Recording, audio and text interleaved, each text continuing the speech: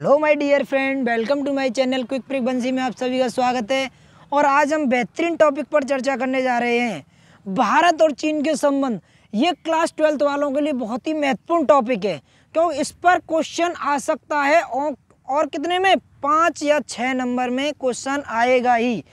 अगर आपने ये वीडियो मन से सुन ली तो आपके 6 नंबर पूरे पक्के हो जाएंगे। किसमें? पॉलिटिकल साइंस में 6 नंबर। ठीक है, इसीलिए आप एक तरीक़ा से इसको पूरी तरीक़ा से सुन भी लेंगे तो आपके 6 नंबर कहीं भी नहीं गए। ठीक है, चलिए स्टार्ट करते हैं वीडियो। देखिए, भारत और चीन के संबंध बहुत ही ख़राब भी रहे हैं और बढ़िया भी रहे हैं, मगर ख़राब ज़्यादा रहे हैं, बढ़िया कम रहे हैं। ठीक है, तो उसके बारे में विस्तार पूर्वक जानकारी प्राप्त करें। चलिए हम बात करते हैं 1949 की, यानी 1949 में क्या हुआ था कि जब चीनी क्रांति चल रही थी, कहाँ पर? चीन में। तो उसके बाद वहाँ पर कम्युनिस्ट सरकार का जन्म हुआ, यानी कम्युनिस्ट सरकार अस्तित्व में आई और सभी ने उसको मान्यता दी, और उसमें मान्यता देने वाला हमारा भारत भी उसमें शामिल था। ठीक है, हमारे भारत ने भी क्या है, वो मान्यता दी थी कि कम्युनिस्ट सरकार को।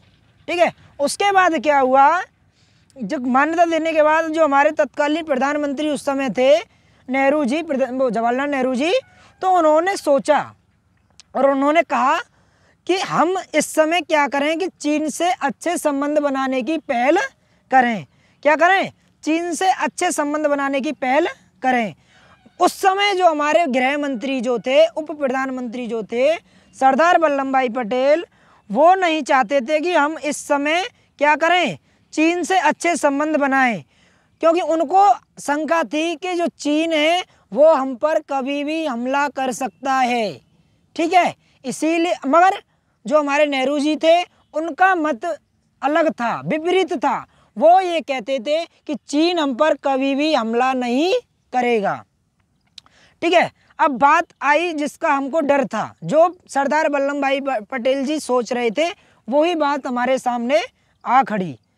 बात कब की है? 1950 की। जब 1950 में क्या हुआ कि चीन ने तिब्बत पर अपना नियंत्रण जमा लिया। क्या चीन ने अब जो तिब्बत पर अपना नियंत्रण जमा लिया 1950 में, उसके बाद वहाँ की जनता ने भारी भरकम विरोध किया, और हमारे जो भारत ने क्या किया था कि अंदरूनी विरोध किया था। उसका खुलेआम विरोध नहीं कर सकता था हमारा भारत, क्योंकि उस समय आज़ाद हुआ था और हमारी ज़्यादा हम पर हथियार नहीं थे, ज़्यादा हमारी सेना नहीं थी, ज़्यादा हम पर कुछ नहीं था, तो हमारे भारत ने खुलेआम उसका सामना भी नहीं कर सकता था। इसीलिए हमारे भारत ने क्या, अंदरूनी तरीक़ा से इसका विरोध स्टार्ट कर दिया। ये तिब्बत हमारे लिए क्यों महत्वपूर्ण है जानते हैं। हज़ारों वर्षों तक आपने पढ़ा है कि हज़ारों वर्षों तक तिब्बत ने हमारे क्षेत्र को क्या किया है, हमारे क्षेत्र की क्या है, भौगोलिक सुरक्षा की है और शांति स्थापित की है। इसने क्या है, क्या किया है, भौगोलिक रूप से क्या किया इसने, शांति स्थापित की है। परंतु 1950 के बाद चीन ने इसे हड़प लिया, और इस कारण भारत और चीन में के संबंधों में तनाव स्टार्ट हो गया। यानी यहाँ से ही शुरू हुआ है भारत और चीन के संबंधों की दरारें पड़ना। कब से? 1950 से। ठीक है, चलिए अब आगे चलते हैं। तो उसके बाद क्या हुआ था कि वर्ष 1954 में नेहरू जी ने, इसके बाद जब दरार स्टार्ट हो गई पड़ना, क्योंकि भाई कोई भी चीज़ हो, किसी में दरार पड़ने के बाद लग गई तो वो दरार पड़ ही जाती है, उसको ऐसा ठीक करना संभव नहीं हो पाता जैसे वो थी उस समय। ठीक है, तो वर्ष 1954 में नेहरू जी और जो हमारे तत्कालीन प्रधानमंत्री और वहाँ के राष्ट्रपति चीन के जो चाउ एन लाई ने एक नारा दिया कि हिंदी चीनी भाई भाई के नारे के साथ पंचशील संधि पर हस्ताक्षर किए, ताकि क्षेत्र में शांति स्थापित करने के लिए कदम तैयार किए जाएं। यानी क्या, पंचशील समझौता स्थापित किया। कब किया था? 1954, यानी 1954 में। और कौन किस किस थे उसमें शामिल? नेहरू जी। ठीक है, कौन थे? नेहरू जी और चाउ एन लाई। ठीक है, इन्होंने सोचा कि इसके माध्यम से जो दरारें पड़ी हैं, जो खटास आई है हमारे संबंधों में, उनको ख़त्म कैसे किया जाए। इसके बाद क्या हुआ कि वर्ष 1959 यानी 1959 में तिब्बत के लोगों को आध्यात्मिक और लौकिक प्रमुख दलाई लामा, जो धार्मिक जो नेता थे, यहाँ पर धार्मिक आएगी कि धार्मिक जो नेता थे वो कौन थे, दलाई लामा, और उनके साथ अन्य कई तिब्बती शरणार्थी हिमाचल प्रदेश में कहाँ पर, धर्मशाला में बस गए। इसके कारण क्या हुआ भाई साहब, जो तिब्बत के धार्मिक जो नेता थे ना दलाई लामा, अपने साथियों के साथ भारत की राजनीतिक शरण ली थी उन्होंने। क्या राजनीतिक शरण ली थी, कौन सी ली थी, आप इसको लिखना जरूर। इन्होंने कौन सी ली थी, राजनीतिक शरण ली थी। और शरण की मांग मांगी, कौन किन से मांगी थी, नेहरू जी से। और उस समय 1959 में क्या हुआ कि भारत ने उन्हें राजनीतिक शरण तो दे दी, मगर चीन ने इसका भारी भरकम विरोध किया और कहा कि आप हमारे अंदरूनी मामलों में दखल अंदाजी दे रहे हो। और ज़्यादा क्या है, विवाद स्टार्ट होने लग गया। और 1954 में क्या, पंचशील समझौता हमने तैयार किया था। और जैसे ही दलाई लामा को हमने शरण दी भारत वालों ने, तो फिर दोबारा क्या है, खटास और ज़्यादा पड़ गई। ठीक है, दरार और ज़्यादा पड़ गई। ठीक है, इसके बाद फिर क्या हुआ, 1959 के बाद फिर एक और बड़ा कांड हुआ। वो क्या हुआ कि 1962 में चीन और भारत का युद्ध। चीन और भारत का युद्ध कब हुआ, 1962 में। अरुणाचल प्रदेश के कुछ इलाकों और लद्दाख को अक्साई चीन के क्षेत्र को लेकर हुआ था।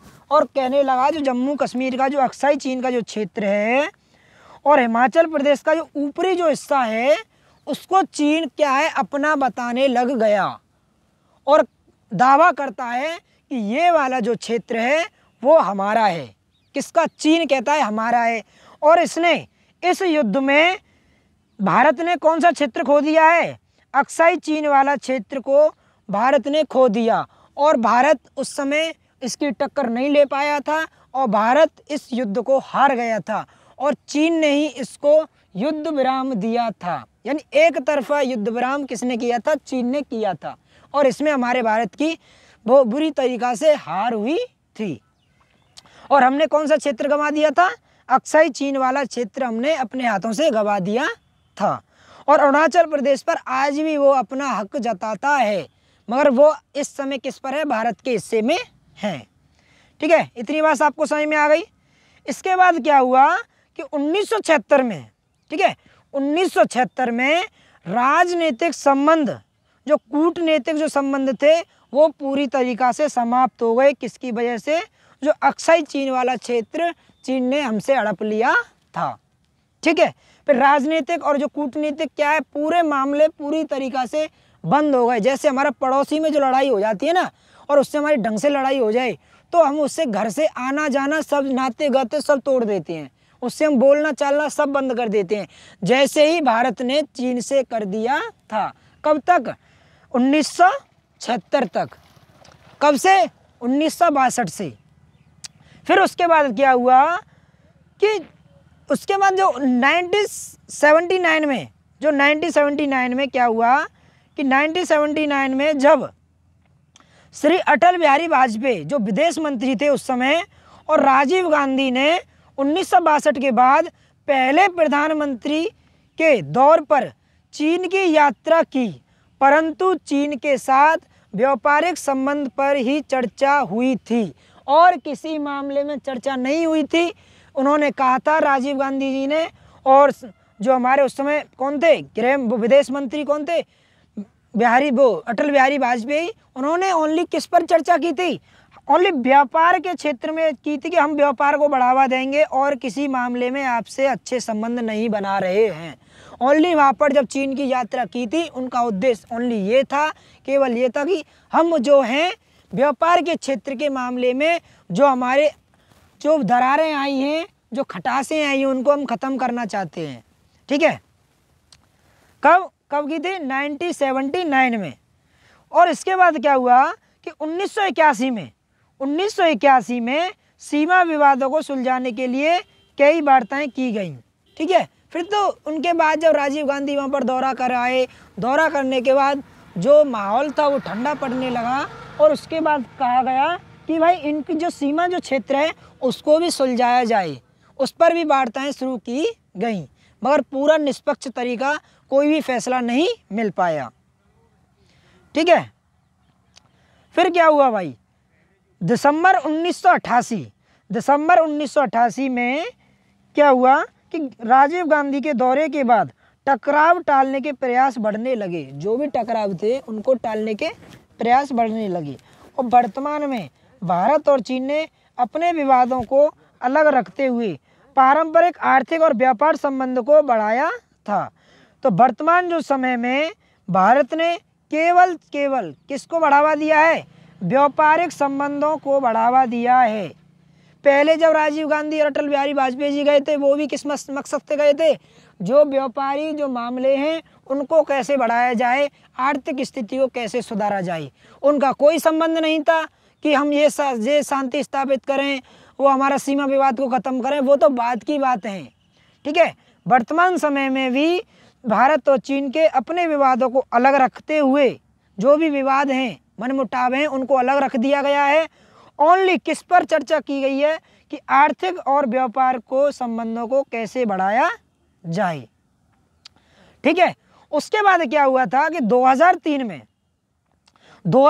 में क्या हुआ था कि श्री अटल बिहारी वाजपेयी ने प्रधानमंत्री के तौर पर जब पहले कब गए थे, जब विदेश मंत्री बन के गए थे, और उसके बाद क्या हुआ कि 2003 में क्या प्रधानमंत्री बन के गए, कौन, अटल बिहारी वाजपेयी जी, तो दौर पर चीनी यात्रा की, और जिसमें प्राचीन सिल्क रूट यानी नाथुला दर्रा, जो नाथुला दर्रा है, जो जम्मू कश्मीर वाला जो क्षेत्र है उसमें जो नाथुला दर्रा है, के दर्रा को व्यापार के लिए खोलने पर सहमति की गई। और 1962 से ये बंद था। कब से बंद था, 1962 से बंद था ये। और कब खुला है, 2003 में खोलने की इस पर बात की गई। और ये इससे ये मान्यता मिली कि चीन सिक्किम को भारत का अंग नहीं, वो अंग मानता है। इससे एक और मदद मिली, एक और हमको सहारा मिला कि जो हमारा कौन सा क्षेत्र है, सिक्किम वाला जो क्षेत्र है, उसको क्या कहा चीन ने कि ये किसका क्षेत्र है, ये भारत का ही क्षेत्र है। कब कहा, 2003 में, जब हमने कौन सा क्षेत्र खोल दिया था, कौन सा रास्ता खोल दिया था, नाथुला दर्रा। कौन सा खोल दिया था, नाथुला दर्रा। जो नाथुला दर्रा हमने खोल दिया था, ये व्यापार का एक बढ़िया केंद्र था। यहाँ से क्या रास्ता था जिसके माध्यम से 1962 से बंद था ये, जिसके माध्यम से क्या है भारत और चीन में अच्छे व्यापार यहाँ से हो सकते थे। ठीक है, अब वर्तमान में जो क्या है, वर्तमान में जो विवाद हैं वो क्या है, इसके बारे में अब चर्चा करते हैं। तो वर्तमान में जो विवाद हैं भारत और चीन के मध्य अक्साई चीन और अरुणाचल प्रदेश के सीमा विवाद भी हैं, क्योंकि चीन द्वारा अरुणाचल प्रदेश अपनी दावेदारी जताता है और हमारा भारत जो है वो कहता है कि ये दोनों क्षेत्र कौन से हैं, ये हमारे ही क्षेत्र हैं, और ये जो चीन है ये गैर कानूनी तरीक़ा से इस पर कब्जा जमाए बैठा है। ठीक है, और दूसरा क्या है कि दोनों ही देश दोनों क्षेत्र पर अपना दावा प्रस्तुत करते हैं। और ज्ञातव्य है कि वर्तमान में अक्साई चीन किसके पास है, चीन के पास है, और अरुणाचल प्रदेश भारत के पास है। ये बात मैंने आपको पहले ही बता दी है। ठीक है, और पाकिस्तान ने चीन की मित्रता, इस एक और बहुत बड़ी जो इसमें जो विवाद है, जो विवाद का प्रमुख जो कारण है कि चीन जो है किसकी मदद करता है, पाकिस्तान की। पाकिस्तान से अच्छे संबंध हैं और अब पाकिस्तान को बढ़ावा देता है, जिस कारण भारत क्या है, चीन से चिढ़ता है, क्योंकि आतंकवाद को कौन जन्म दे रहा है, पाकिस्तान, और पाकिस्तान को बढ़ावा कहाँ से मिलता है, चीन से। इसीलिए इसका क्या है, विरोध करता है कौन, भारत। इसके बाद क्या हुआ कि मई 2015 में जब भारतीय प्रधानमंत्री ने चीन का दौरा किया, कौन थे 2015 में प्रधानमंत्री, नरेंद्र मोदी ने। ठीक है, उनका मुख्य उद्देश्य क्या था कि चीन के शीर्षक नेतृत्व को वास्तविक नियंत्रण रखे, यानी LAC, ठीक है, LOC है ये, LAC को स्पष्टीकरण, ठीक है, स्पष्टीकरण पर चर्चा करने के लिए आमंत्रित करना था। यानी उससे कहा गया था चीन के राष्ट्रपति से कि आप आइए और जो LOC वाला जो अक्साई चीन वाला क्षेत्र है उस पर आप विस्तार पूर्वक से चर्चा कीजिए कि उसकी समस्या का समाधान कैसे किया जाए। ठीक है, कब किया था निमंत्रित? 2015 में। और एक और बात, भारत के खिलाफ चीन की मदद से भारत के चीन संबंध खराब होते हैं। जो कौन खिलाफ करता है? जो भारत के संबंध खिलाफ कौन करता है सहायता? पाकिस्तान की सहायता करता है चीन। यानी चीन की सहायता, पाकिस्तान की सहायता कौन करता है? चीन करता है। ठीक है, इसीलिए मनमुटाव है। चीन और भारत सीमा विवाद सुलझाने के कई प्रयत्न हो चुके हैं, ये मैंने आपको बता ही दिया है।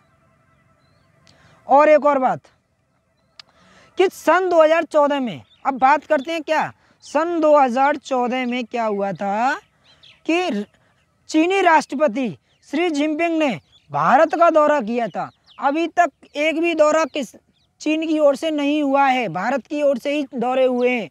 ये पहला दौरा है 2014 में कि चीनी राष्ट्रपति शी जिनपिंग ने भारत का दौरा किया। और इसका मुख्य समझौता क्या था कि कैलाश मानसरोवर, क्या था? कैलाश मानसरोवर, जो कैलाश मानसरोवर यात्रा हेतु वैकल्पिक सुगम सड़क मार्ग खोलना था। यानी क्या है, जो अक्साई चीन वाला जो क्षेत्र है वहाँ पर जो क्या बन जाए, एक सड़क बन जाए जिसके माध्यम से क्या करे, चीन भारत और पाकिस्तान में अपना माल सप्लाई कर सके। इस मकसद से क्या है कि शी जिनपिंग कौन आया था? जो राष्ट्रपति आया था।